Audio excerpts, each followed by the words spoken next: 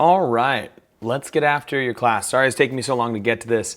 So we're gonna go over this, and you're telling me that you're going for your level 4. And the level 4 criteria, I haven't watched through your video, by the way. I just watched the very beginning of it to see what the sound was like. But so the level 4 criteria, when I go over it, I talk to my friends on it. You're gonna coach 2 workouts, you manage a variety of skill levels, real world evaluation. So they're going to look at you across the 6 criteria: teaching, seeing, correcting, class management, presence and attitude, and application. Application is kind of leaves some room for some other things to jump in there. The things that I've heard people failing for are things like threshold training and scaling. So someone will not basically get someone to be working at their threshold, either going too slow or they're not pulling them back. Scaling would be basically making sure that they're doing it at a level that's appropriate in order to hit the intended stimulus. So when you think about the workout that you're going to be doing, be like, okay, what's this intended stimulus? How can I communicate that in such a way that I get that? And also, come workout time, am I delivering that?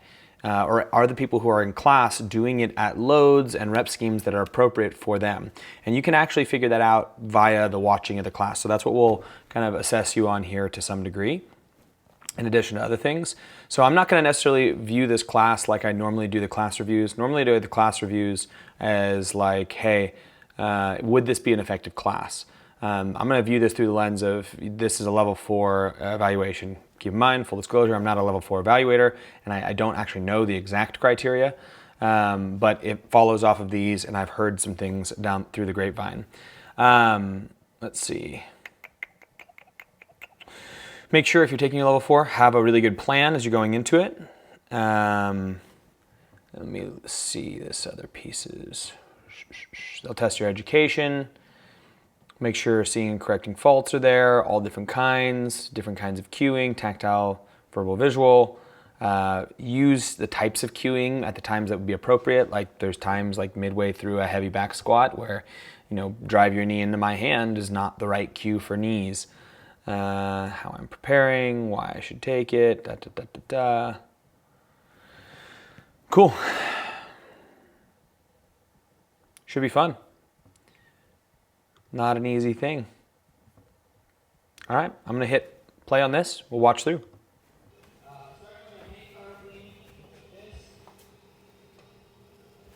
Good demo.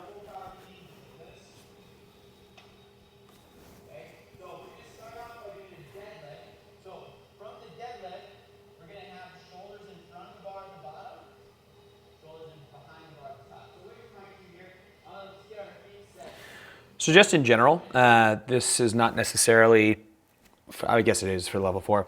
So when you demo this, you demo it with your head straight down as you're talking. It's almost like you're talking to yourself, which at this point in time you are, because you're not looking at anyone. So yes, there's a bunch of other people in this room. Yes, you didn't know all these people, but anytime you're demoing anything, you want to kind of see eye-wise how it's landing on the people that you're demoing it to some degree. Anytime you're speaking, anytime you're coaching, like you want to be scanning the people. So make sure that that's your patterning constantly. And this is just the beginning, so maybe you do that a bunch more. But even in the demo, just kind of be like looking at them, or if you absolutely can't look at them, that's okay too. But yeah, this is just the demo. So let's watch.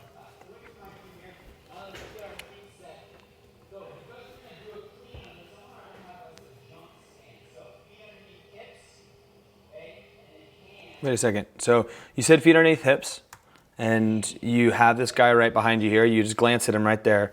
I mean, I can tell from this video his feet are not underneath his hips. So if you see a fault like that, well, if you don't see it, be looking for it. If you do see it, you need to correct it right there and then. If you've said the movement and you've said it, you need to be like, hey, feet under hips. Get your feet under your hips. That's seeing and correcting right there.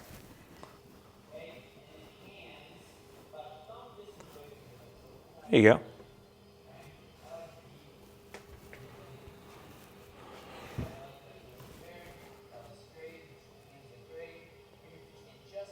There you go. You got him. Why didn't you do that last time? I guess you were waiting to do it. That's one way.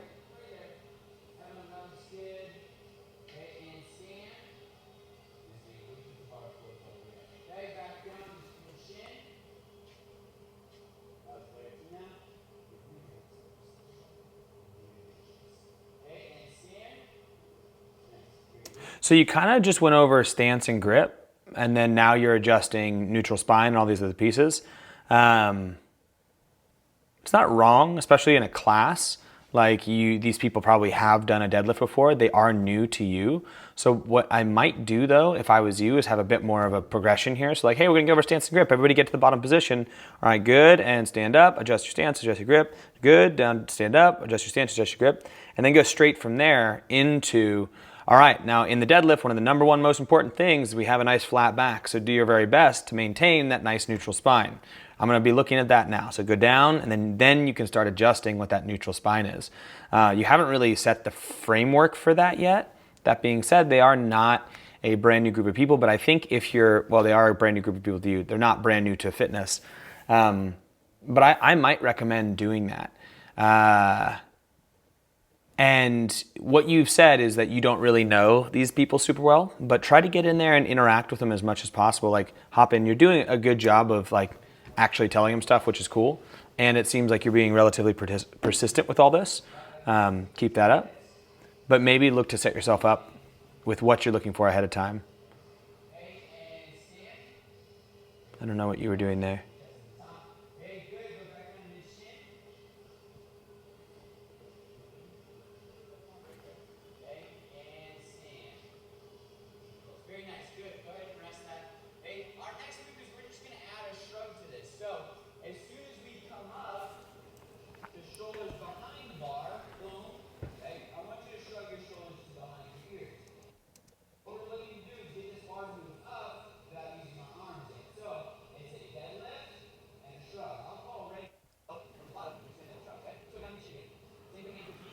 Kind of same thing in the demo. Just keep scanning around. Just be like, we're just gonna get to the top, deadlift and a little shrug at the top. Here's what we're looking for, and then just be looking around as you do it, as long as it's appropriate. Good adjustments. So like if we look down the rows from both sides on these guys, homie here with the green or blue shirt has a rounded back. And then the girl that you're standing next to, she's a bit squatty in her first pull. So I would just make sure that if you're going through a progression, make sure you get those pieces that you need from it. In this case, it looks like you're gonna do a deadlift, deadlift shrug, deadlift shrug, high pull. I'm not quite sure where you'll go with the progression, but the deadlift portion of it would be making sure that that first pull is not perfect, but it's safe. And in this case, this guy's pulling from a rounded position. So you might correct it as you're continuing to move, but I would use that part of the progression for that. Just make sure that you're showing the evaluators that you do see that and you are correcting that.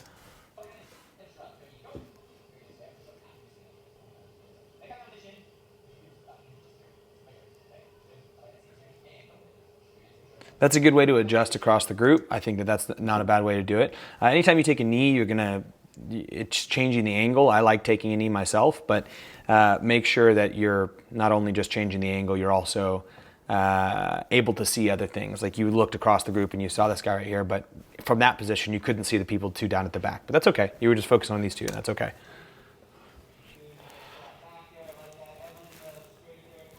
Nice on the names. It's kind of a flat back. You were saying it, but homie in blue could try harder. Well, that's better than the one it was before. There you go. What's interesting though is like what you did is you use a tactile cue on his back, and he, rather than kind of like get to a better position, which he did eventually, but he sat up, so it changed his pole position, but then he rounded his back out. So definitely in a bit of a weird place with that dude. Is what it is, but make sure that anytime you're correcting one, they don't then suddenly default to a worse position for something else. Yeah.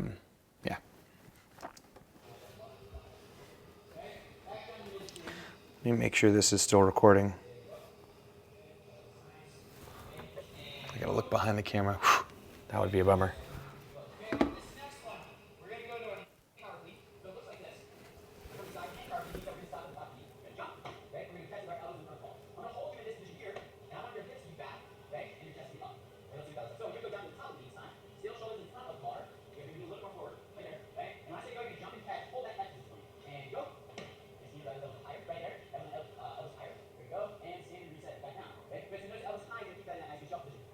Yeah, so like on that one, for instance, you caught the girl that you were looking at, which was good, right? So let's see where your eyes go. Right. Looks like you're looking at one person. That's good. Boom. Okay, now everyone's stopped, right? So now you have an opportunity to correct around to everyone. So once you're back static, you can pew pew pew pew pew, stances and grips, and range of motion. So you got that girl with the elbows forward. Yeah, she could also be higher in her squat if we're just doing a hang power, but that's fine. It's not huge. But around the group, if you wanted to, you'd move around and you'd be like, ooh, this guy also needs, with the hat on, needs his elbows a little bit higher. Blue guy, he's got almost like his hips forward, maybe sit back into it and narrow his stance up and push his knees out a bit. So you can hit a couple more stances as you move through there.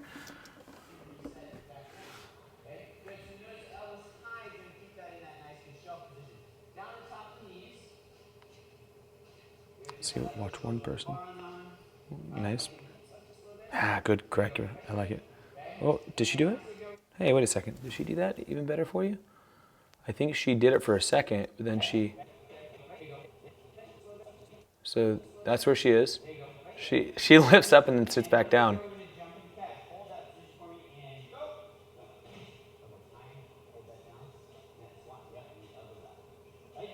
I like how you're sticking on her. That's awesome. And you looked at one person during the dynamic. Great. Okay.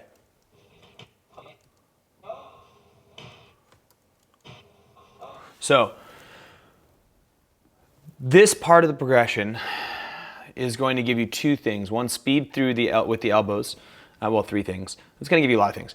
You can look at speed of the elbows through. You can look at where the elbows land. You can also look at how tight they keep it to the body. But one of the bigger ones, doing a clean like this, is you can really force hip extension. Because you don't have the pull from the ground, you don't have to think about that. You just really need to make sure they're getting through. Now, if we slow-mo, right there, you've got this girl in the very back. She is upright. She's got hip extension. The girl closest to us, she is close, but she's not quite there. Our two bros, okay, the one bro in with the hat on, he gets a little bit, maybe he's a little soft there. I think our homie in blue is like close. Let's watch it dynamically again. He's soft. Yeah. So, and you can actually, oh, good adjustment. You got him on the butt.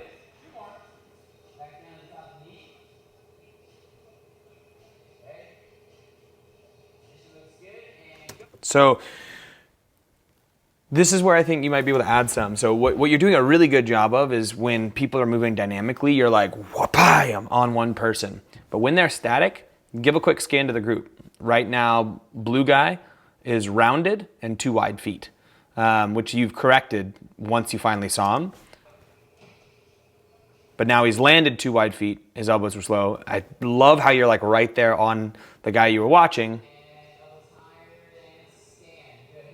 But you can adjust those starts and finishes around the whole group. So adjust, one person, adjust. I love the focus on one person though for the,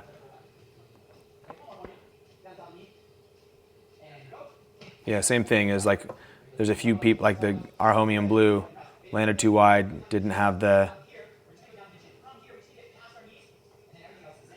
good position. So yeah, and I think that what that'll allow you to do is it'll allow you to really just focus on the dynamic portion of the thing that you're looking at. So like take the static time to adjust everyone so that way when you're looking at a single individual, you don't have to worry too much about the static. I mean, you can still worry about it, but then your eye and your brain can shut off and really just focus on the dynamic once you're looking at that one person. So yeah, be a little bit more on top of it with those dynamic cues or dynamic things. Oh, yeah, you good? You walked by, you tapped his back. Way to revisit that. He still hasn't opened up his hip yet.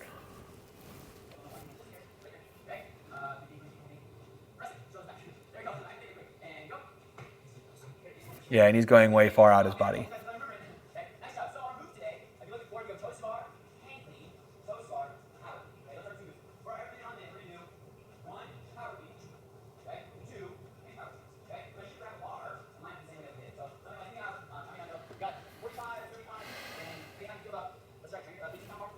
Have they done a full clean yet? I don't think they did a full clean yet. I mean, not the worst, but they didn't do the actual movement that they're doing.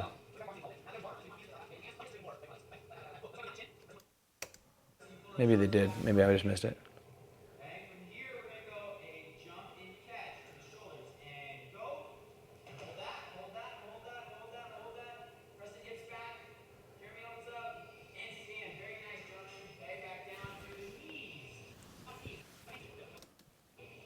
Good. Good adjustments. Yeah, this is much more like it, like where you're going around, you're seeing a few things. You watch the one person. Now right here, scan the whole group. There we go. There we go. Yeah, but you scanned most of the group, but you lost Homie and Blue. And here's what's an interesting thing, not an interesting thing. Something you can do to help yourself out is you'll note that there are certain people who move routinely worse than others that'll stand out in your head a bit. And if you had to right now stop and think about who that is in this group, who you got? Well, you got the girl closest to the camera and the guy closest to the camera right now are the ones you're having to go back to most often. So I would just have the second you do a movement, quick glance to them to see if there's any old patterns that they're falling back into. Especially when you're coaching a new group of people, they're always going to have their patterns. They're going to the things that you don't know that they do, because you didn't instill those patterns into them. You had to rely on somebody else to do so. So make sure you can keep revisiting back to that.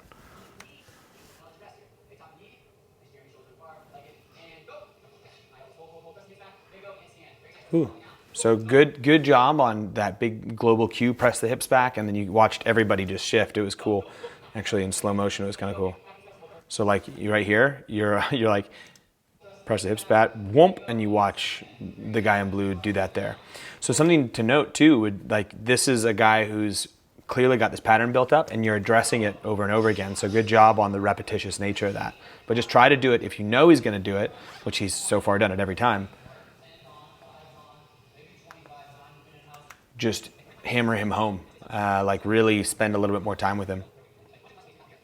On every rep, you can revisit back to him and get him a little. Okay, so cool.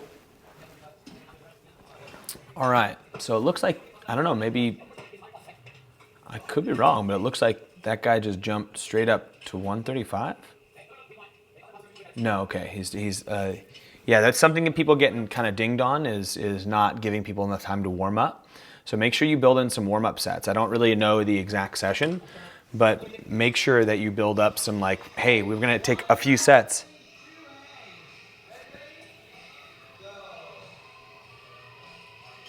One power clean. 2A.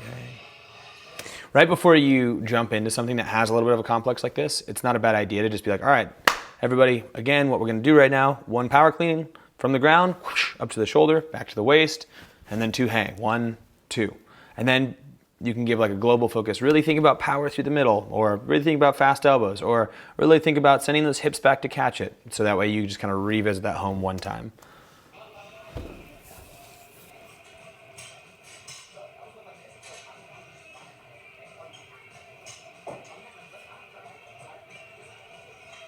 So I think the cue you just gave her is right now she's whipping her elbows through and she's here, and you told her to be a little bit wider. It's not wrong. It's an interesting thing to prioritize, especially because let's like watch the speed of her elbows.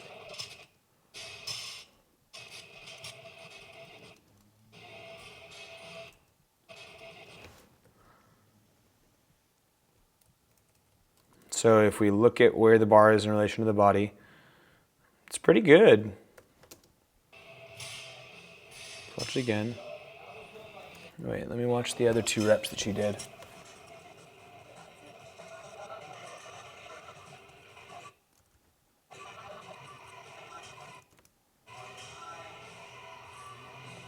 A little soft in hip extension. Ooh, she's not getting hip extension there. And that one also. Okay.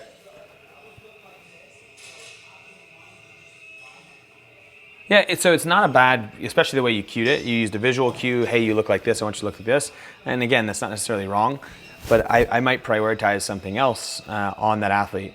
But that was what you saw, so you kind of went after it. So nothing wrong with that.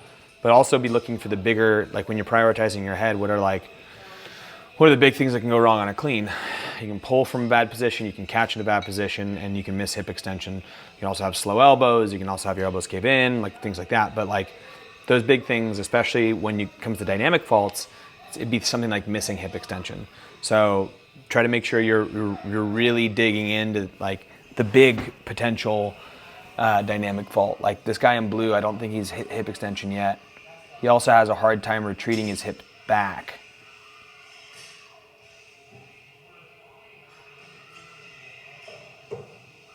Getting the girl who's there, yeah.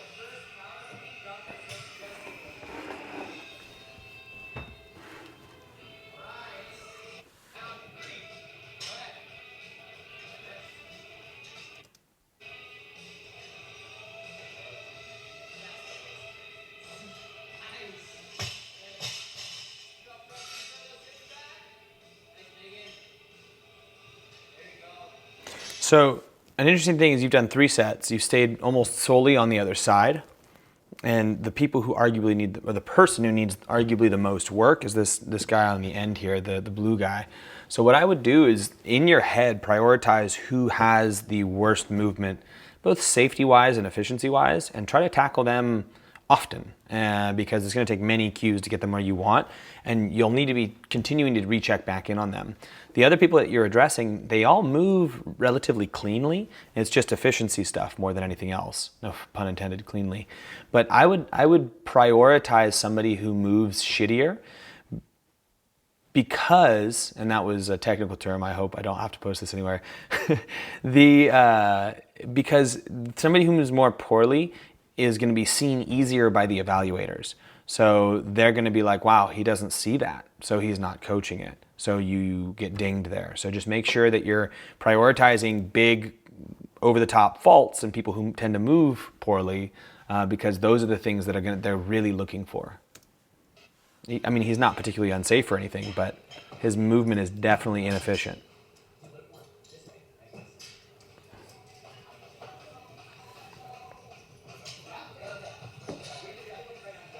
Okay, so you give him a cue. You wanted to get more hip extension up, which is good. Let's see what he does.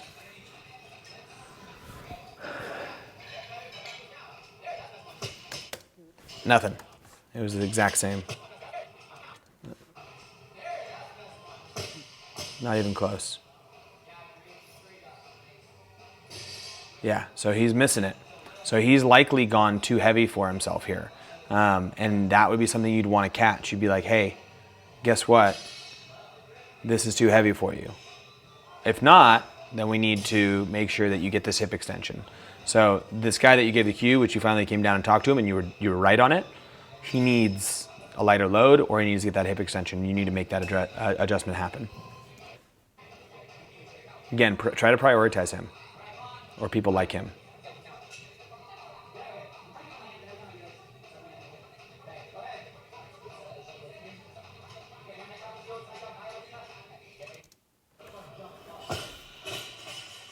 So yeah, like look where you're looking. I mean, it's not wrong to be looking at her. But that homie is clearly in need of you.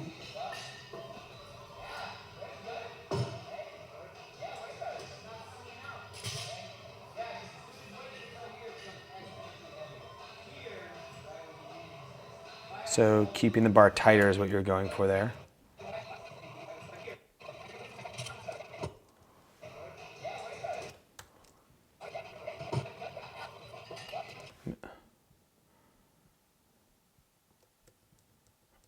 I mean, maybe it was tighter than before, yeah, through that midsection, but he's still not getting it in and up. Like it's going straight from the thigh to up.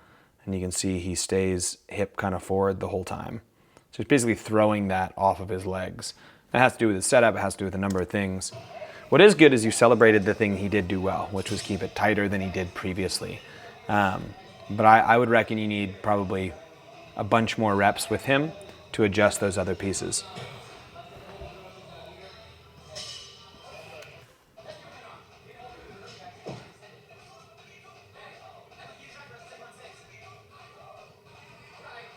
Look, you made him laugh, which was cool. It seems like you have good rapport. Like rapport is easy for you with people. Talking to him is relatively easy. Just make sure you can continue to kind of use that to disarm and get someone like this guy moving better, quicker.